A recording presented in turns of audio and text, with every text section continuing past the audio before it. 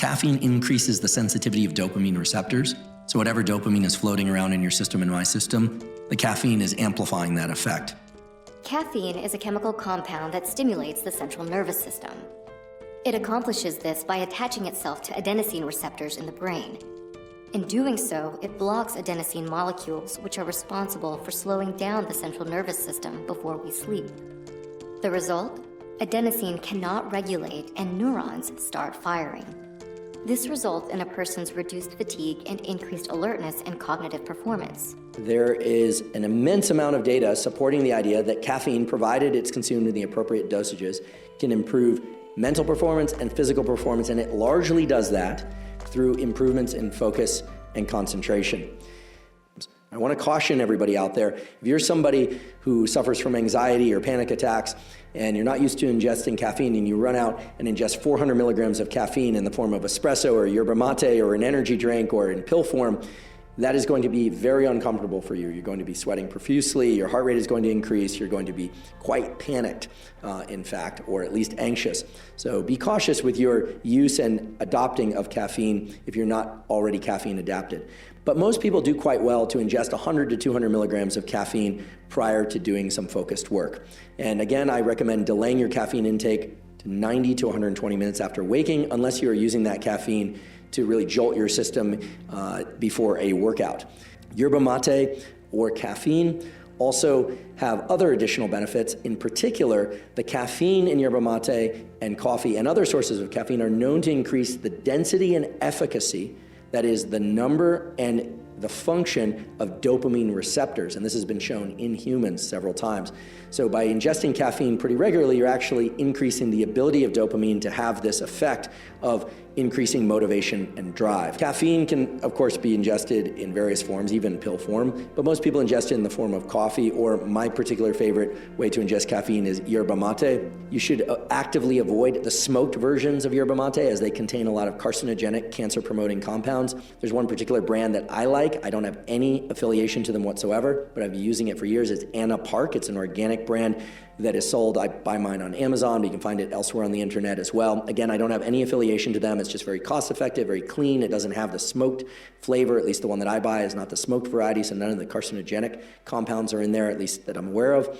And most cost-effective way to consume it would be to use the loose leaf tea and to pour water over that. I like the way it tastes, and it provides a very even lift and stimulant that I think certainly works for me, and that a number of people I know that have suggested to also enjoy. Caffeine also operates on the epinephrine, the adrenaline system. In fact, if we ingest too much caffeine, we'll sometimes get the jitters. Those jitters are really the sympathetic, as it's called, nervous system's bias toward movement. And our pupils will dilate. They actually get broader.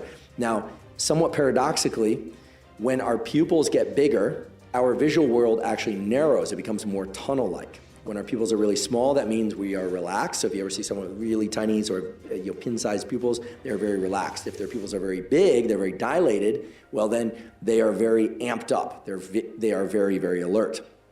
Caffeine increases alertness by increasing epinephrine, adrenaline release, both in the brain and within the body. And caffeine is increasing dopamine's function by changing the number and efficacy of dopamine receptors. But of course, it also increases our wakefulness, our alertness. And that is largely through the neurochemical systems related to adenosine, which is a molecule that builds up in our brain and body the longer we are awake. It's part of the sleepiness system, if you will. Makes us feel fatigued or tired. And so that's another way that it facilitates focus and concentration.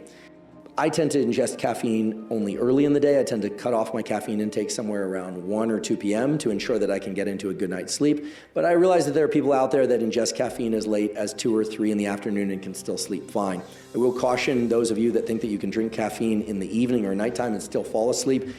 All of the research points to the fact that the architecture of your sleep and the depth of your sleep is disrupted. Even if you're able to fall and stay asleep, the sleep you're getting is simply not as good as the sleep you would get if you were to shut off your caffeine intake at least 8 hours before bedtime, and ideally more like 10 or even 12 hours before bedtime. But of course, there are practical constraints as well. Nearly 90% of the population has at least one caffeinated beverage every day. Caffeine, for any one person, can cause side effects such as migraines, insomnia, nervousness, and muscle tremors. Due to this risk of caffeine overdoses, in 2018, the United States Food and Drug Administration banned the bulk sale of products containing pure or highly concentrated caffeine. While caffeine may provide great benefits, such as increased focus, alertness, and energy, it comes with considerable risks, just like any other substance. I would say the dose and the timing makes the poison. So I would usually say take your typical bedtime and count back sort of somewhere between 10 to take back sort of 10 hours or 8 hours of time. That's the time when you should really stop using caffeine, is the suggestion. And the reason is because for those people who even just keep drinking up until, into the evening, but the depth of their deep sleep is not as deep anymore. And so there are two consequences. The first is that, and for me to drop your deep sleep by 30%, I'd have to age you by between 10 to 12 years, or you can just do it every night to yourself with a couple of espressos. The second is that you then wake up the next morning and you think, well, I didn't have problems falling asleep and I didn't have problems staying asleep, but I don't feel particularly restored by my sleep. So now I'm reaching for 3 or 4 cups of coffee the next morning rather than just 2 or 3 cups of coffee. And so goes this dependency cycle, that you then need your uppers to wake you up in the morning, and then sometimes people will use alcohol in the evening to bring them down because they're overly caffeinated. And alcohol, and we can speak about that too, also has very deleterious impacts on your sleep as well. Cholesterol and too much coffee can definitely affect the cardiac rhythm and give you arrhythmias. But I think most people know coffee improves your cognitive function. It can improve your physical performance. It can positively affect your mood, but the ability to lower your risk from dementia, Alzheimer's, and Parkinson's because of what it can do to your nervous system. Coffee helps prevent oxidation to the neurons, and it does it through a very special protective gene called NRF2-ARE. So this is protection against the death of the neuron from oxidative stress. Having the 4 to 5 cups a day minimum for about 2 years, so a period of time where you're bathing your brain regularly in this chemical and whatever else is in the coffee, is neuroprotective. It prevents the death of neurons whose death leads to Parkinson's disease. The most important thing about your coffee can create a lower risk of developing type 2 diabetes, help prevent Alzheimer's disease, help protect against Parkinson's disease, improves your mood, focus, and creativity, as well as helps to reduce muscle pain after a workout, does a better job of restoring the blood levels of antioxidants. It leads to a higher reduction in body weight. So regardless of the type of coffee you're drinking, all of them will help increase your energy levels. It will help you burn fat. It can drastically improve your physical performance. They contain essential nutrients and can also help restore red blood cells and offer a healthy boost of skin healing vitamin E.